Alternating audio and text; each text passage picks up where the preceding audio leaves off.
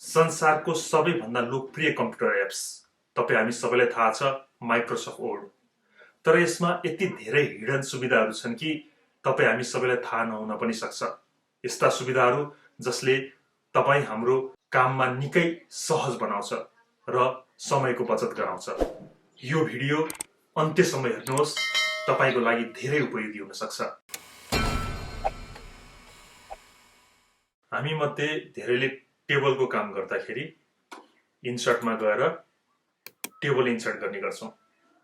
तर एकदम क्विक र इजी तरिका छ टेबल राख्ने। जस्तै मलाई यो ठाउँमा टेबल एड गर्नु पर्यो भने त्यो ठाउँमा शिफ्ट प्लस गर्दै ट्याब प्लस कतिवटा कोलम चाहिन्छ त्यतिवटा नै ट्याब थिच्दै प्लस गर्दै जानुस्, त्यसपछि इन्टर गर्नुस्, अटोमेटिक टेबल आउँछ। र रो थप्नु पर्यो भने फेरि ट्याब गर्दै जानुस्, रो अटोमेटिक बन्दै जान्छ। अब यो हेडिङको फन्टको स्टाइल, फन्टको साइज सबै मलाई कपी गर्नु पर्यो। त्यसको लागि पनि तरिका छ। त्यसको लागि के गर्ने भने कुन स्टाइल आफूलाई चाह्यो त्यहाँ क्लिक गरेर कन्ट्रोल शिफ्ट र सी प्रेस गर्ने।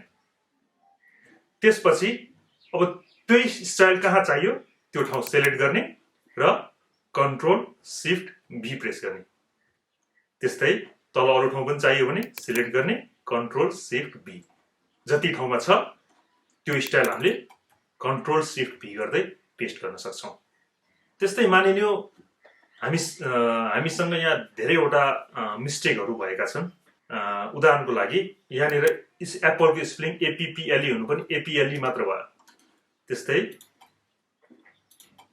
एपीएलईलाई म धेरै ठाउँमा कपी गर्दै पेस्ट गर्छु बुझ्नको लागि। त्यस्तै यहाँ पनि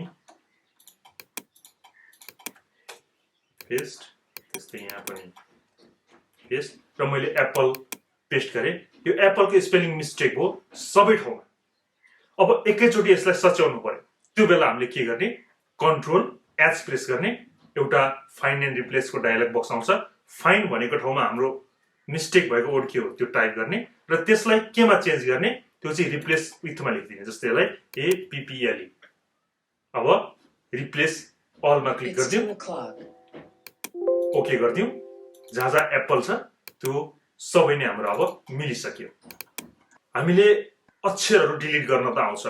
जस्तै यहाँबाट मलाई के अक्षर डिलिट गर्नु पर्यो भने ब्याकस्पेस थिच्दै गयो, फुल स्टप TAST डिलिट हुँदै गयो। तर एकैचोटि शब्द नै डिलिट गर्नु पर्यो भने, छिटो डिलिट गर्नु पर्यो भने हामीले कन्ट्रोल प्रेस गरिराखेर ब्याकस्पेस प्रेस गर्दै जान सक्छौं। जस्तै कन्ट्रोल प्लस ब्याकस्पेस गर्दा हेर्नुस् एकैचोटि शब्द डिलिट भयो। हामीलाई कुनै आर्टिकल छ यहाँ पेजमा, यो आर्टिकलमा कुनै शब्दको अर्थ थाहा भएन भने हामीले स्मार्ट लुकअप गर्न सक्छौं। त्यसको लागि हामीलाई के को डेफिनेसन थाहा भएन, त्यसलाई सिलेक्ट गर्नुस् त्यो शब्दलाई र राइट क्लिक गर्नुस्। त्यसपछि यहाँ स्मार्ट लुकअप आउँछ, यसमा क्लिक गरेपछि त्यसको शब्द अर्थ यसले दिन्छ। हामीले हाम्रो आफ्नै अटो करेक्ट सेटिङ राख्न सक्छौं। भनेको मतलब सजिलोको लागि यो आफ्नै एउटा टेक्निक हो, ट्रिक हो। मलाई यो एप्पल भन्ने शब्द धेरै ठाउँमा टाइप गर्नुपर्ने छ। त्यो बेला हामीले कपी गर्दै पेस्ट गर्न पनि धेरै समय लाग्छ। एउटा ट्रिक छ त्यसको लागि। फाइलमा जाने, अप्सन्समा जाने, प्रुफिङमा जाने र अटो करेक्ट अप्सन्समा जाने। यहाँबाट रिप्लेस टेक्स्ट एज यु टाइपमा यहाँनिर सर्टकट हामीले के यता बनाउन सक्छौं र त्यो टाइप गर्नु बित्तिकै अटोमेटिक हामीले चाहेको शब्द अथवा वाक्यमा परिवर्तन हुने गरेर यहाँ बनाउन सक्छौं। जस्तै हामीले @ p लेखौं, यो टाइप गर्नु बित्तिकै एप्पल हुने बनाइदियो। यताबाट एपीपीएलई एप्पल लेखौं र अब एड गरौं। 3 वटा एप्पल भएछ, ठिकै छ, नो प्रब्लम। ओके गरिदिउँ। अब हेर्नुस्, अब मैले के टाइप गर्दै गएँ र @ p लेख्ने स्पेस गरे अटोमेटिक एप्पल हुन्छ। फेरि के टाइप गरेर त्यहाँ फेरि एप्पल हुने शब्द टाइप गर्नु पर्यो। @ p लेख्ने स्पेस गर्ने एप्पल बनिहाल्यो। यसरी हामीले कुनै सेन्टेन्स धेरै ठाउँमा टाइप गर्नुपर्ने छ, कुनै शब्द धेरै ठाउँमा टाइप गर्नुपर्ने छ भने यो नेपालीमा पनि हुन्छ, अङ्ग्रेजीमा पनि हुन्छ, हामीले यो ट्रिक युज गर्न सक्छौँ। त्यस्तै हामीले सेलेक्ट गर्दाखेरि माउसले लेफ्ट बटन क्लिक गर्छौँ, सर्र घिसार्छौँ। यो तरिका सबैलाई थाहा छ। तर एउटा शब्द क्लिक गर्नु पर्यो भने एकदम छिटो प्रोसेस छ। त्यो ठाउँमा डबल क्लिक गरिदिनुस्, एकैचोटि सेलेक्ट हुन्छ शब्द मात्रै। त्यस्तै ट्रिपल क्लिकले पुरै प्याराग्राफ सेलेक्ट हुन्छ। जस्तै गरी हेरौँ, ट्रिपल क्लिक मैले गरेँ, पुरै प्याराग्राफ सेलेक्ट भयो। त्यस्तै कन्ट्रोल प्रेस गरिराखेर किबोर्डमा क्लिक गर्यो भने एउटा वाक्य सेलेक्ट हुन्छ। कन्ट्रोल प्रेस गरेर राखौँ र यहाँ क्लिक गरौँ, हेर्नुहोस् एउटा वाक्य सेलेक्ट भयो। कहिलेकाहीँ हामीलाई ल्यापटपमा हराइजेन्टल लामो लाइन कोर्नुपर्ने हुन्छ। त्यसको लागि हामी के गर्छौँ, धेरै जसोले ड्र गर्छौँ लाइन। तर एउटा सजिलो तरिका छ। त्यसको लागि के गर्ने भने कहाँनिर लाइन बनाउने त्यो ठाउँमा गएर क्लिक गर्नुहोस् र 3वटा हाइफन ड्यास 1 2 3 टाइप गरेर इन्टर गर्नुहोस्, अटोमेटिक लामो लाइन बन्छ। जस्तै यहाँ लाइन बनिसक्यो।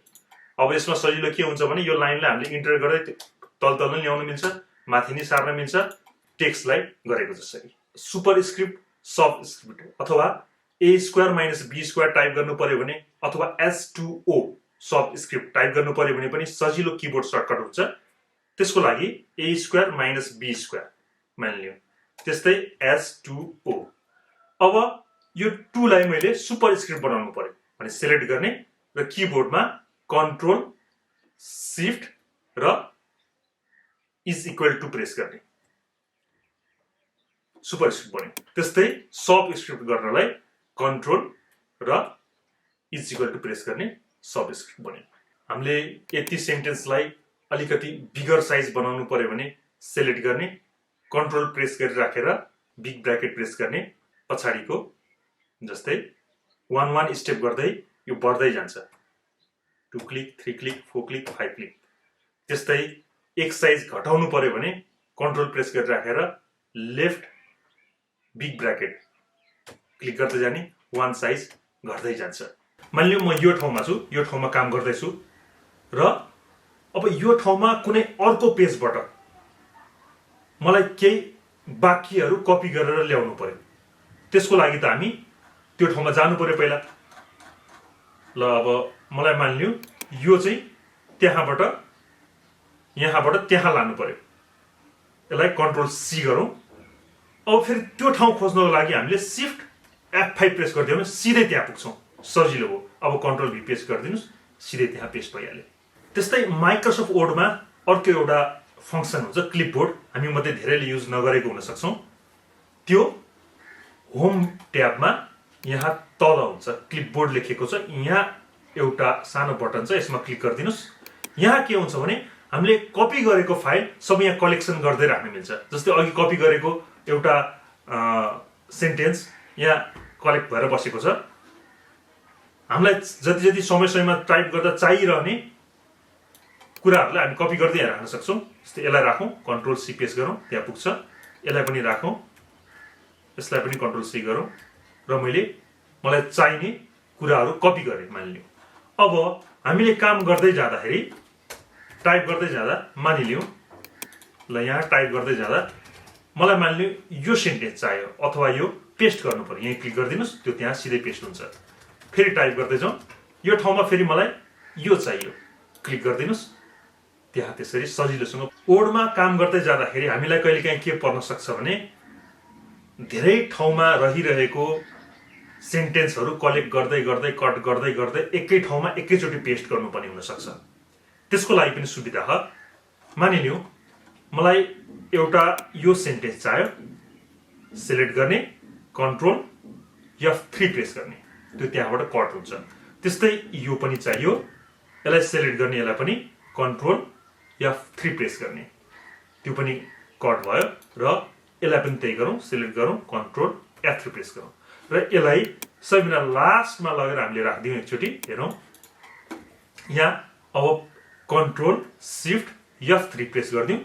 हामीले अघि कन्ट्रोल F3 थिचेर कलेक्ट गरेको जति सबै एकैचोटि यहाँ पेस्ट हुन्छ र लिस्ट बनेर बस्छ। नेपाली टाइप गर्दा उकारहरूमा त्यस्तै वाक्यको अगाडिको अक्षर बिग्रेर हैरान हुनुभयो होला। त्यसको लागि पनि तपाईलाई थाहा छैन भने एउटा सोलुसन म बताउँदैछु। जस्तै म एउटा न्यू डकुमेन्ट गरेर यहाँ प्रिति फन्ट चेन्ज गरेर एउटा फाइल बनाउँछु। अब यहाँ नेपालीमा के टाइप गरि हेरौँ। जस्तै क लेखेँ भने र स्पेस दिएँ मैले, अटोमेटिक त्यो अगाडिको अक्षर चाहिँ बिग्रियो। त्यस्तै कु लेखेँ हेरौँ, कु नबिग्रिकन अटोमेटिक उकार बिग्रेर स्मार्ट कोड जस्तो बन्यो। यसलाई हामीले सजिलैसँग मिलाउन सक्छौँ। त्यसको लागि फाइलमा जाने, अप्सन्समा जाने, प्रुफिङमा जाने र अटो करेक्ट अप्सन्समा जाने। यहाँ अब हामीले capitalize first letter of sentences जुन छ यसलाई अनटिक गरिदिने र यसलाई पनि capitalize first letter of table cells यसलाई पनि अनटिक गरिदिने। त्यस्तै auto format as you type भन्ने ट्याबमा गएर यसमा स्ट्रेट कोड्स विथ स्मार्ट कोड्सलाई अनटिक गरिदिने। त्यस्तै अटो फर्मेट पनि गएर स्ट्रेट कोड्स विथ स्मार्ट कोड्सलाई अनटिक गरिदिने। अब ओके गरौँ, फेरि ओके गरिदिउँ। अब टाइप गरी हेरौँ, केही समस्या छैन। आशा छ आजको यो भिडियोले तपाईलाई अवश्य पनि धेरै सहयोग मिल्नेछ।